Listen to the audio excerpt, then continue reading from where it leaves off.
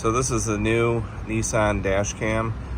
It's going to shoot video inside the cabin along with the front-facing camera as well. There's a little button down here that says record. You can record stuff. But how do you turn this thing on? So you simply turn that on. It's going to fire up, make a weird noise. It's going to blink a couple times, and when it's solid blue, that means it is ready to roll. Also up here, all the recorded videos are going to be stored on a little tiny micro SD card, which is right there. All you gotta do is push that in and it'll pop out as well. So this is nice because it's all hardwired in. There's no cables and everything running down here, so you're not gonna have any issues with having to plug anything in.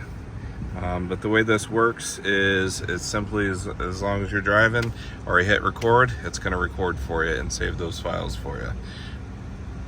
I'll show you the app and how that works. So in the glove box, you should get a little brochure and tells you a little bit more about the dash cam and how it operates. But you simply want to scan the QR code for the Apple Store. That's for Google Play Store, so Android. So you can use both. I'm going to show you how that works now.